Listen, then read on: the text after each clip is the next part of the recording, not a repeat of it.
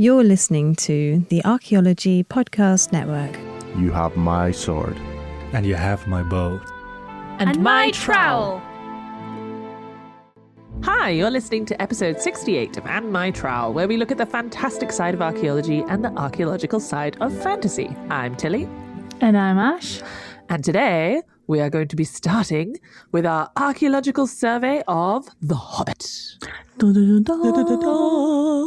Which, just random fun side story, as we were preparing for this recording, throughout our whole last recording, because we recorded these two episodes in sort of one go-ish, and we had a bit of a break in between, and I realized in the last recording that I wasn't wearing any of my rings because I went swimming training last night and I took all my rings off. And honestly, as soon as I noticed, it was bugging me so much that I wasn't wearing my rings. And I thought, before we start talking about The Hobbit, I have to put my rings on because we're going to talk about the ring. And I need to have my rings on. But it's one of those funny things. I've got one that I wear on my thumb, and I've worn it on there for 10 years now, I think. Yeah. And if I'm not wearing it, it feels so weird. I'm exactly the same. I've got two rings and I wear them on my right hand. I've got a Claddagh ring that Martin got me, my partner.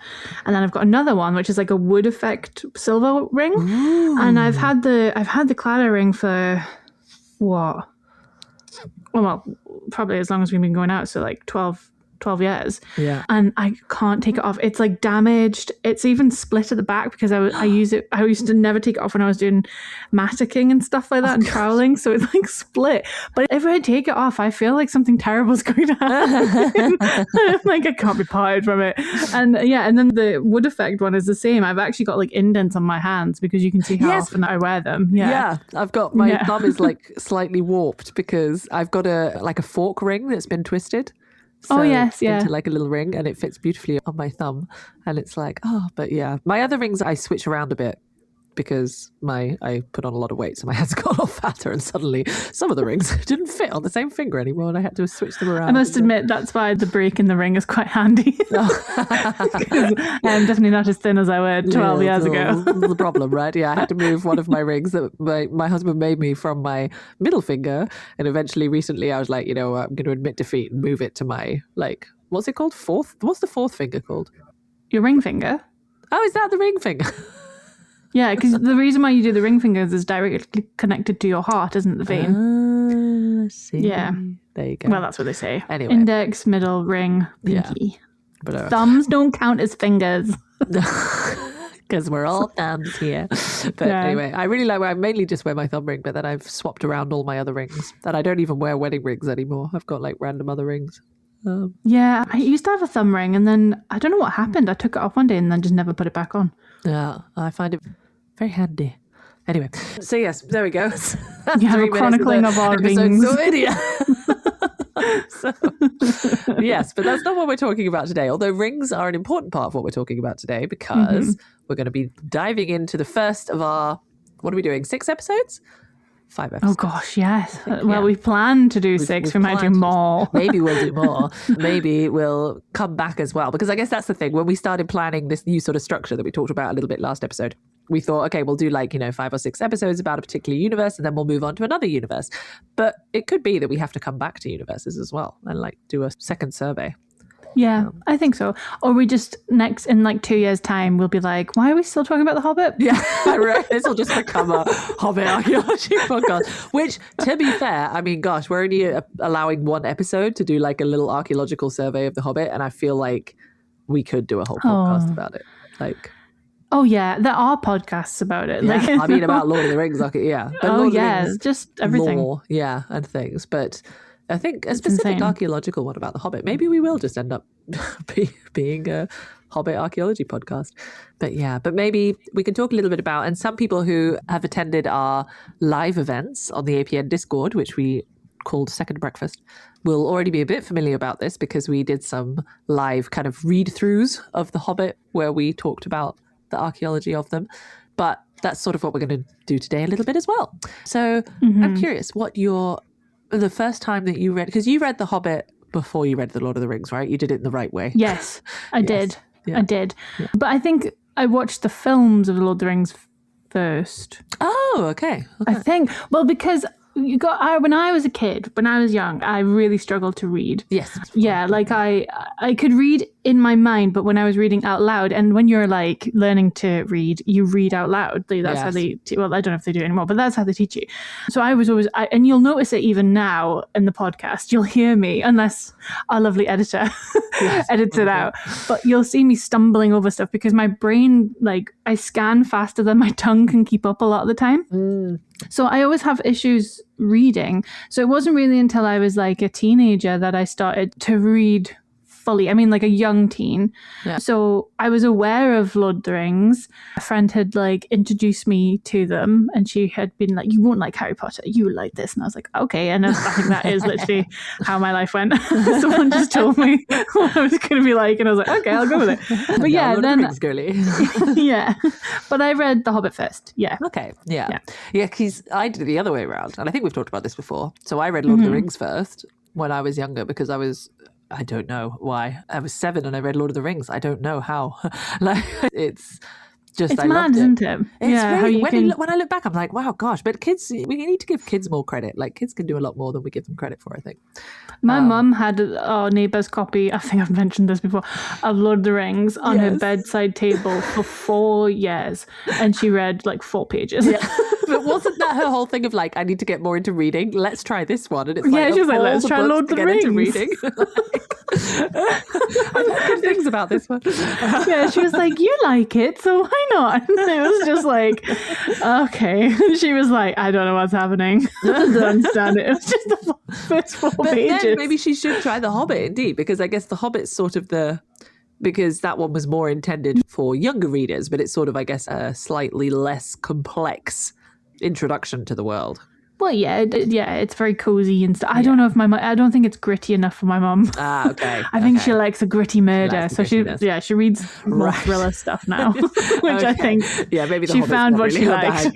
Her bag, get it? Her bag in. Got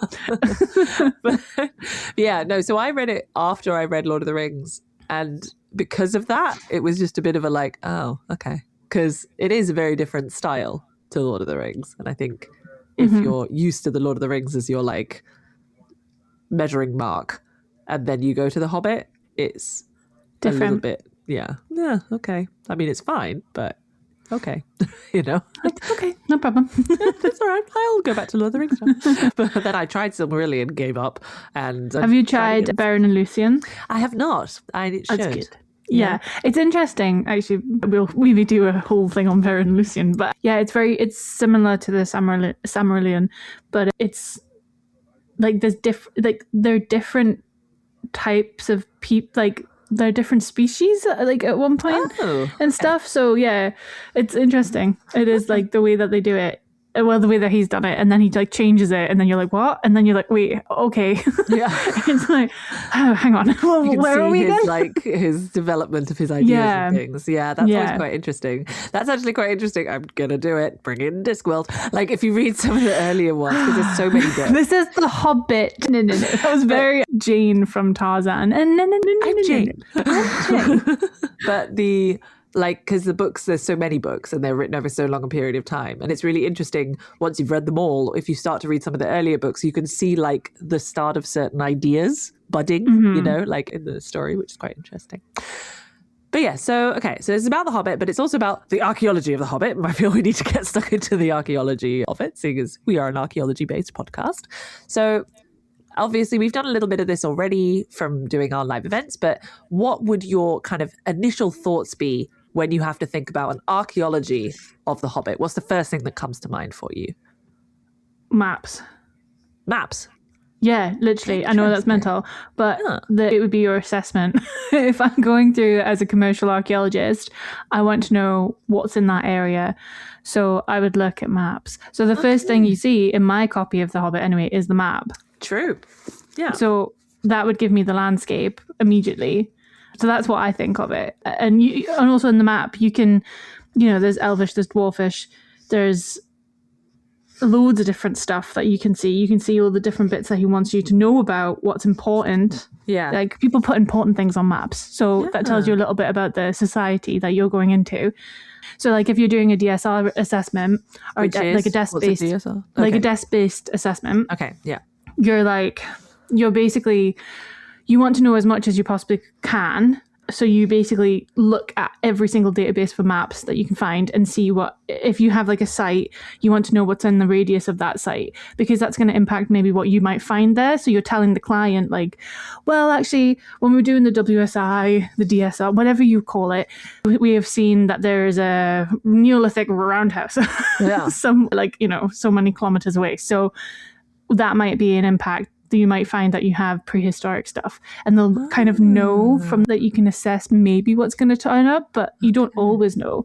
So that's what I would immediately, I'm like, right, if I'm looking at an archaeological lens, I'm looking at the map and I'm seeing what I'm going to find here.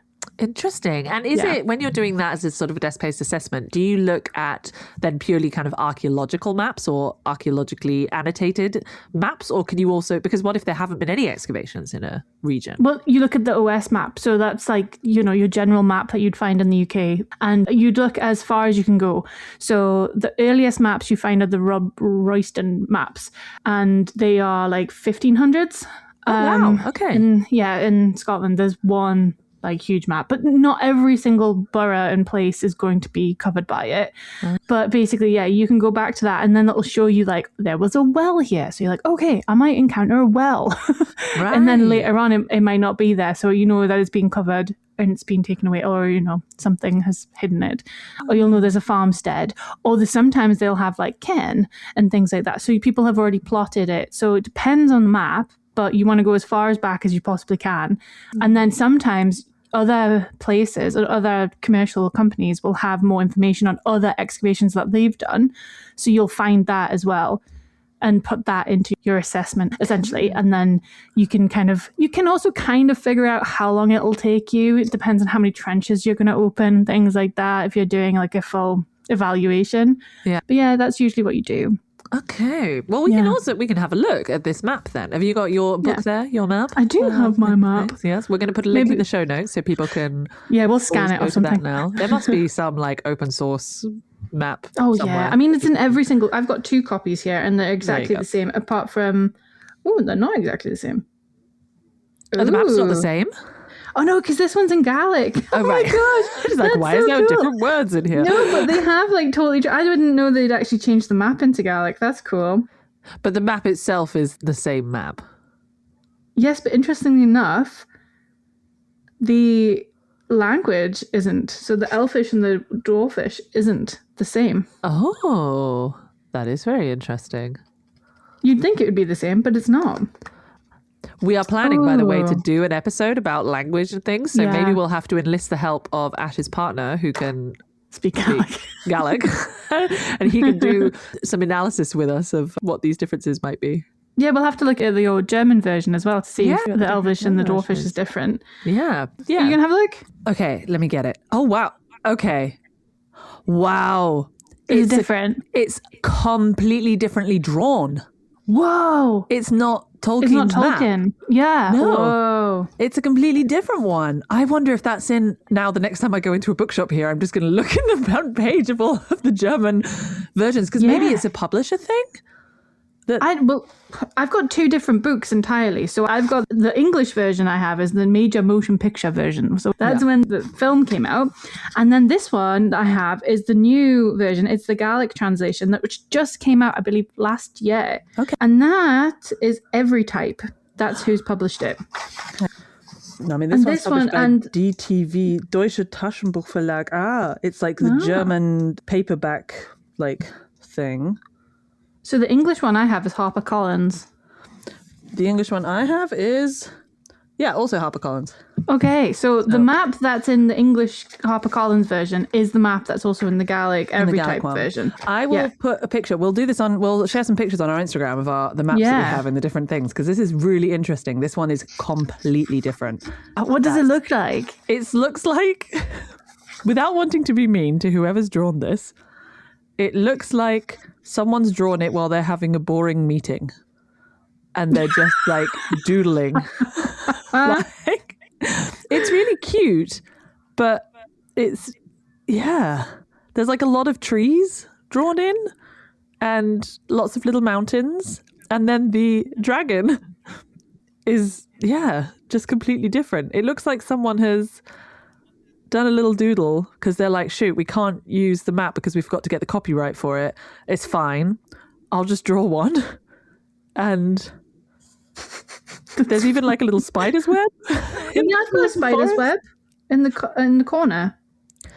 Yeah, no, but this one's just like randomly in the middle of the forest. They've just drawn like a spider's web. I'll send you a picture after this, actually. Yeah. Look at it. And we'll put it up on our Instagram so it'll be there by the time this episode goes out. Because that's really fascinating. Okay, well, let's look at the English version map then.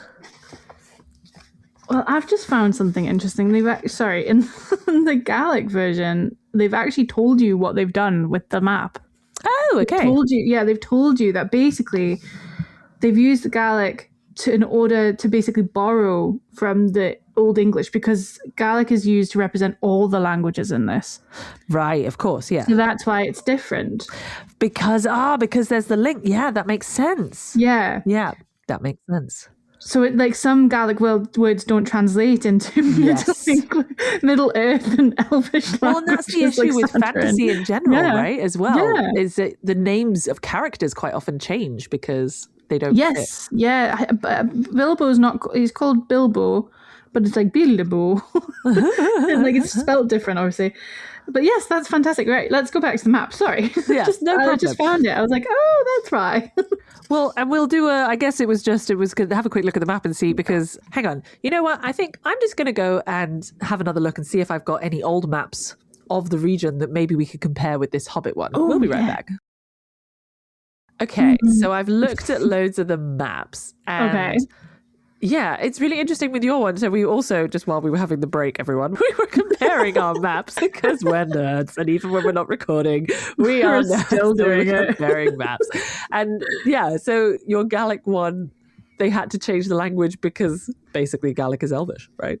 Yeah, so they were saying basically a lot of the connecting words are the ones that are borrowed from certain streams of language. They actually have a lot of meaning in Gaelic. So like they couldn't change it to something like elf, couldn't be changed to elf, and it couldn't be changed to she, which is like a fairy, because there's modern connotations. But there's also stuff like, if we're saying about orcs and things like that, it means they're like an oafish person, which doesn't quite make sense. Which, or like, I think it wasn't orc. What was it? It was a different word. But then there's orcs is actually conflicts with the Gaelic orc, which is offspring of any animal, and the other means a whale. So they can't do that, because otherwise you've got whales running around. I mean, that would be a very different story. Yeah, so they've changed the runes as well completely in order to make sure that these language connotations aren't being put into the book. Yeah. But that's fascinating with also, I mean, and if we look at that archaeologically as well, that's also so important, right? Like to think about, because archaeological findings and interpretations do have to be communicated in some way, and sometimes the language that they're being interpreted in or communicated in isn't the language that they originate in, especially if you have things like histories and written words and stuff. So can you imagine if there was like an archaeological survey of things that started with this map and then were like, oh, well, there's Wales somewhere apparently. Yeah. Well, that's a lot of the stuff that happens when you're looking at, especially with Gaelic stuff, and Irish. Yeah. And you're looking at like the Ulster cycles, these big mythological, tomes, essentially. Essentially what Tolkien is doing with the Lord of the Rings, you find that there's some stuff that we can't quite translate, or we don't know quite the meaning. So there's a warrior, fictional legendary warrior called Ska, who is meant to be the warrior of Skye. She's very much like at the place where I live on Skye. We talk about her quite regularly because her castle is here and things like that. But she's a mythological person. Yeah.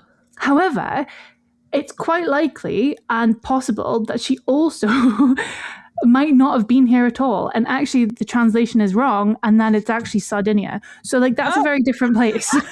Do you know? So and that's the translations, because they come from stem words of older languages from the same branch, and then you're trying to translate them, but actually you're getting the wrong information potentially. But it doesn't mean that she's not from Skye. She could be, but she could also just as likely be from Sardinia. Yeah. And then the problem is quite a lot of the time, and we're both, well, are you would you call yourself a prehistorian? I've worked more on prehistory than modern stuff. I mean, I You used to did be history, right? Yeah. Oh yes, I did history and archaeology, but then my most of my work is on prehistory. That's prehistory. Prehistoric. Because I mean, I would call myself a prehistorian, so I don't usually deal with written sources. But what I find really fascinating about the idea of translation and things is that quite a lot of the problem as well is that something will have been translated like 100 years ago or 200 years ago or even more. And that's the issue with all these medieval texts, right? Is that you have these translations that occur, and it's almost like, that whisper where you're whispering something to someone's ear and then they have to say the thing to someone else and they have to say the thing to someone else and you end up with a completely different meaning to what you had. But then it's also the disconnect of society too. Society changes so rapidly. What meaning was given to that word back, 300 years ago, even further, is completely different as to what it means now. Like awful or like in awe and stuff like that. It's completely different. Yeah. So it's lots of different stuff that you have to contend with. And I'm always like, wow, people who translate into Gaelic and things are amazing. Yeah. Like truly amazing, because I have no concept. Like there's just like how does your brain work?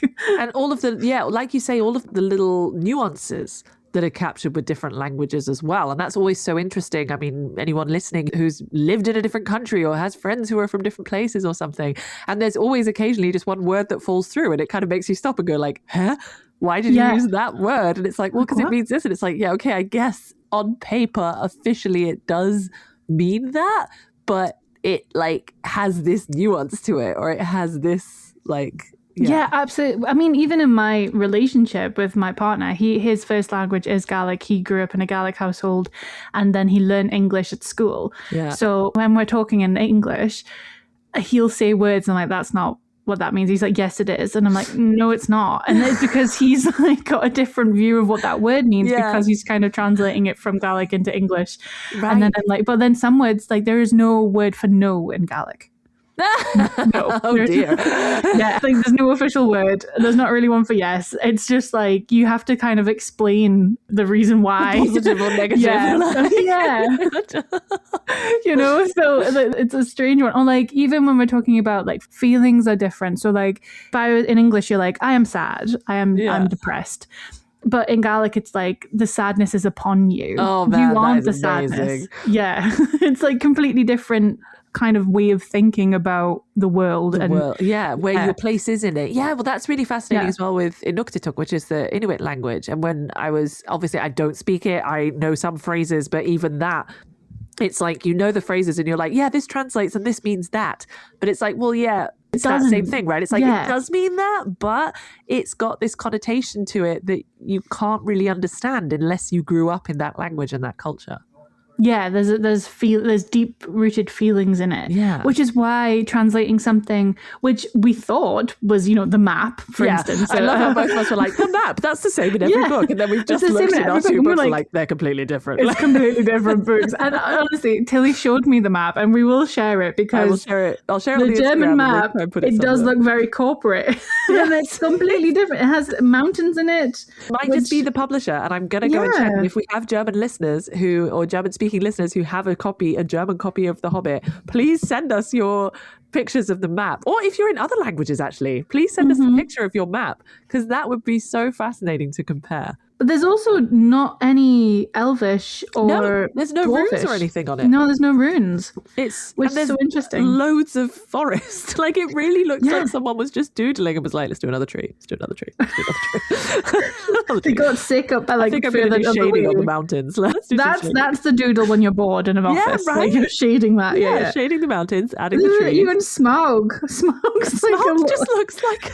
He looks like, do you remember the what's he, Roald Dahl? Quentin, the crocodile. Yeah, he looks like him. He looks like the crocodile from Roald Dahl's.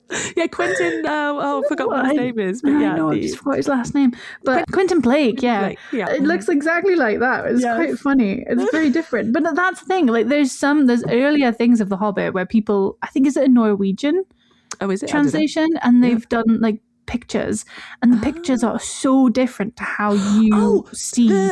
It was the same one wasn't it the same artist who did like what are they called?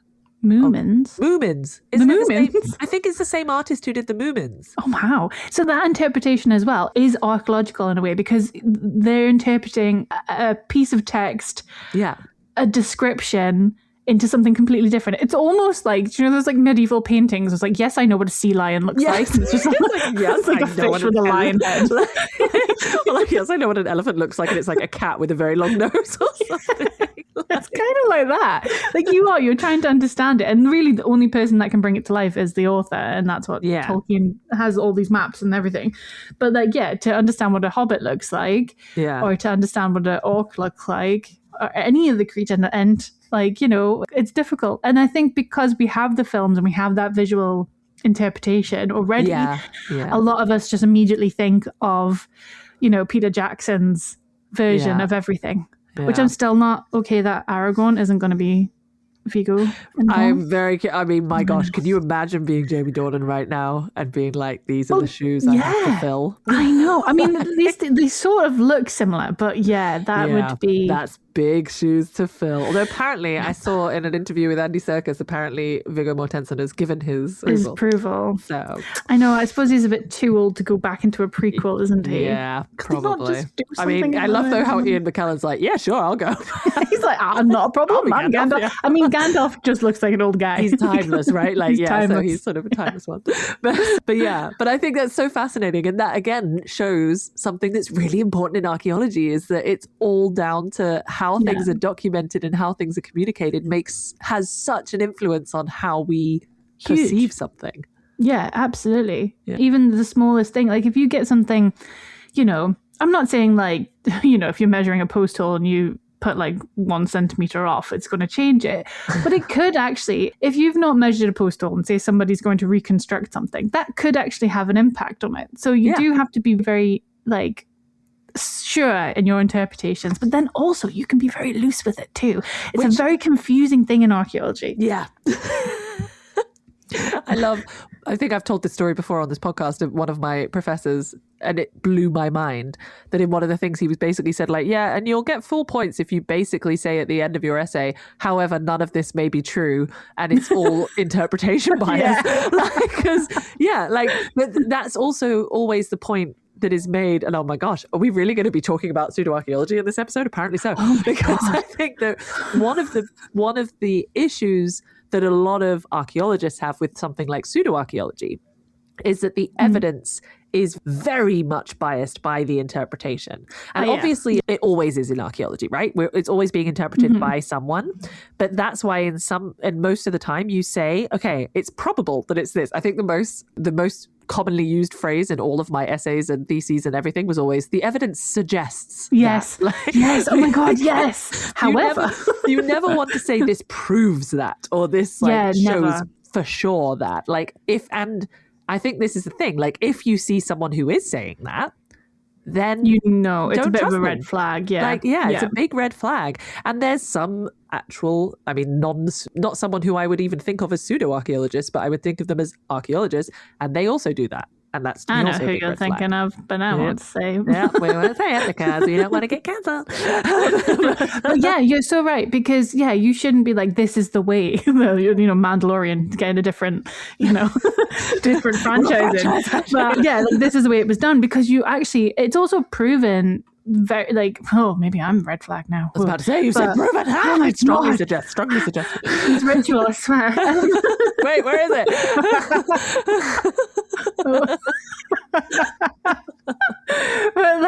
but in time and time again, people have interpretations of the past all the time. Like if you think, we talk about theory quite a bit, and we talk about the antiquarian, and then into your processual, and I know there's a bit in between. Your processual, just go straight from antiquarian, straight into science.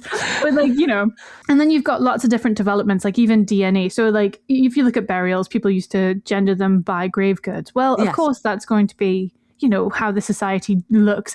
A woman with a spindle. Oh my God, it's a woman. Yeah. It has to be a woman because she's got a spindle, not a sword. Like things like that obviously are interpreted because of our society and how gender normative things work. But then you'll also see it the opposite way too. And it's only with further study of the materials and examinations and investigations that you see that actually the original interpretation is incorrect, then this goes on and then that's incorrect. Oh, but then we learn a bit more about this and then we learn a bit more about this. So it's a constant change in archaeology. And that's a really good example as well of how sometimes even objective scientific facts don't necessarily lead to a final answer, like the Berka grave, right? That's exactly the one I was thinking of. Yeah, exactly, right? And so she was, for those who don't know, so there was a grave, I can't remember the number, it was like 595 or 952 or something. There's a big grave field in the site of Berka in modern day Sweden, and it was excavated at various times, and one of the sort of almost richest burials, there was swords, there was horses, there was very clearly like warrior, related material culture. Maybe think of, have you seen Stardust? Yes, that's what I was going to Pirates are. Exactly, right? And so obviously it was interpreted as a male warrior, burial. And then they did a study on it, and it turned out that actually biologically the person buried was female. And that caused a whole explosion within the archaeological community, because then you had so many different debates and discussions were going on. Because on the one hand, it's like, oh, so women could be warriors. And then on the other hand, it's like, okay, but how are we to say that this person identified as a woman? Maybe they identified as a man. And then there's it's so much more complex than just the scientific fact or the cultural association. There's so much complexity. And so that's why there's So then that's why I was just saying, anyone who claims that this is the final answer, no.